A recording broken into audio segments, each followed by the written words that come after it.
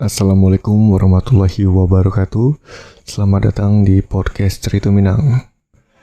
Kali ko nyo bahas tentang stasiun tertua di Padang kembali beroperasi.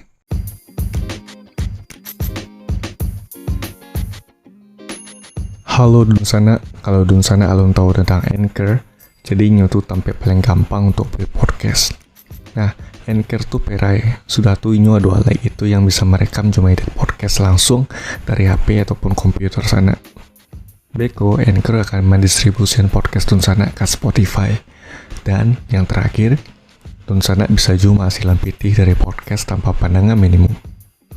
Sadola yang Dunsana butuhan ada di Anchor. Unduh aplikasi Anchor secara perai atau buka anchor.fm untuk memulai.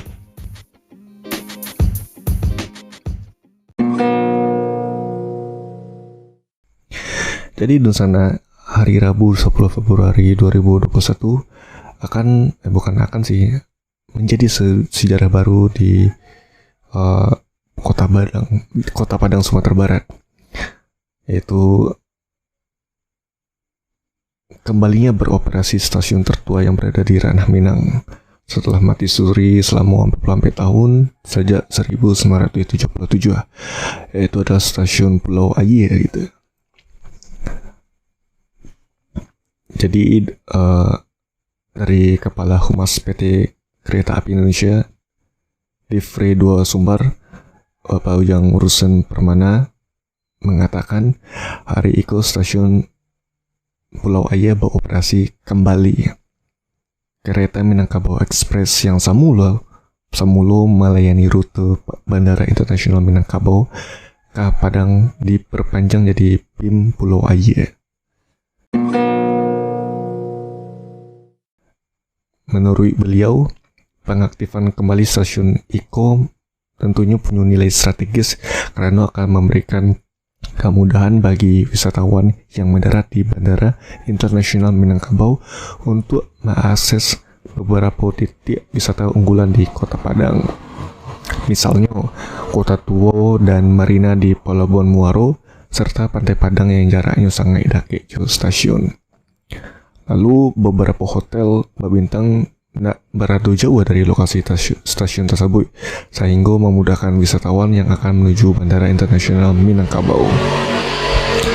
Beliau juga menambahkan wisatawan yang ingin pergi surfing ke Mentawai juga makin dekat gitu, mengakses kapal di Pelabuhan Muaro.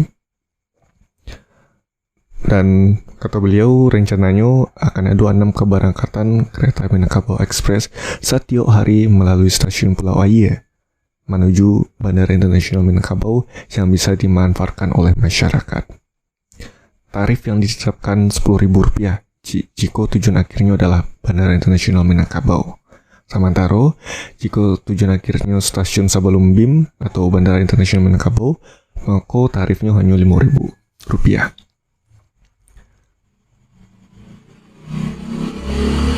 Sebelumnya, Kementerian Perhubungan melalui Balai Teknik Perkeretaapian Wilayah Sumatera Barat menyelesaikan reaktivasi jalur kereta api dari Padang ke Pulau Aie. Jalur kurang lebih 2,7 km SP.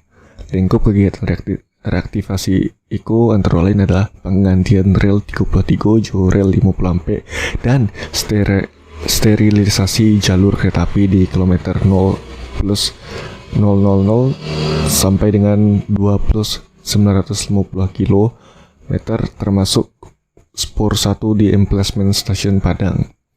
Pembangunan stasiun terandam dan fasilitas pendukungnya, peningkatan jembatan BH 36 km 1+753 bentang 15 meter antara stasiun Padang dan stasiun Pulau Aie, dan pembangunan atau pemukaran stasiun Pulau Aie yang merupakan cagar budaya. Oke, dan sana paling itu saja untuk podcast kali ini. Semoga dengan aktifnya stasiun Pulau Aie lebih meningkatkan tentunya meningkatkan minat wisatawan gitu ya untuk untuk baik ke Kota Padang gitu. Sebelumnya mungkin ada bule-bule gitu kan, bukan bule siapa ya sabut ya, katakanlah wisatawan lokal saja gitu kan. Mungkin selama kok menjadi sebuah keluhan mungkin ya gitu.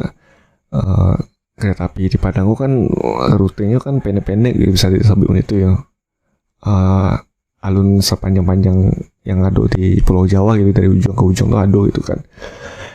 Jadi untuk di Padang semoga sebenarnya itu mana sih yang waron dari dulu ya, kereta api di Sumatera Barat tuh dulu lah.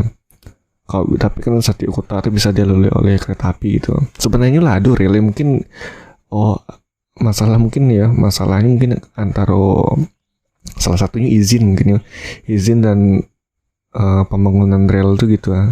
Itu mungkin yang menjadi salah satu kendala gitu ya. Soalnya Sumatera Barat kok potensial banyak sana untuk wisata gitu ya. Dan malah katakanlah untuk objek wisata unggulan tuh ya, selain kan hanya di Kota Padang saja kan, di Bukit Tinggi banyak, di Payakumbuh ada, di mana kok? Di mana? Di Solo ada, di Painan ada, pokoknya tidak hanya kota saja, kabupaten juga gitu kan. Kabupaten Pesisir Selatan, Kabupaten Solo Selatan gitu ya. Terus ada mulai itu Kabupaten Agam, Kabupaten Mojokerto, pokoknya banyak lah gitu. Jika setiap kota ataupun kabupaten bisa dilalui oleh kereta api, tentu itu ibadah median aktivitas ekonomi masyarakat ataupun menggenjot lah istilahnya dunia pariwisata di Sumatera Barat. Yakin mana sih kalau hal itu terjadi gitu? Bukan tidak mungkin ya. Karena kereta api bukan bisa dibilang kereta api itu adalah salah satu transportasi alternatif selain motor pribadi gitu ya. Maksudnya tuh tanpa kendala gitu ya. Soalnya kan kereta api itu kan pertama tepat waktu taruh berangkit sama tiba gitu. Yang kedua bebas hambatan kan. Kalau mungkin kekurangan angkutan atau kan angkutan umum gitu ya, untuk perjalanan jauh itu kan kadang kendalanya macet atau segala macam gitu. Kalau kereta api kan nggak ada tepat waktu gitu kan. Dan jadi tiketnya bisa dibilang terjangkau gitu ya, harga tiketnya gitu. Jadi rasa-rasa kalau kereta api kembali di Sumbar, bakal rami sih kalau sambut gitu. Nah, paling itu sih sana dari awak sih. Ya semoga stasiun Pulau Iya gue bisa menjadi titik balik untuk menghidupkan kembali stasiun-stasiun yang mungkin mati suri yang ada baik itu di Kota Padang ataupun di luar Kota Padang gitu ya, di Sumatera Barat lah tentunya. Oke, dan sana sebelumnya mohon maaf jika ada kekurangan dan salah kata. Sampai jumpa di podcast Cerita Minang sana, podcast Cerita Minang selanjutnya dan sana. Jangan lupa untuk follow podcast Cerita Minang di Spotify, Facebook, Twitter, dan Instagram itu sana ya. Untuk sana yang ingin bekerja sama bisa langsung ke email podcastceritaminang@gmail.com dan sampai jumpa dan sana. Wassalamualaikum warahmatullahi wabarakatuh.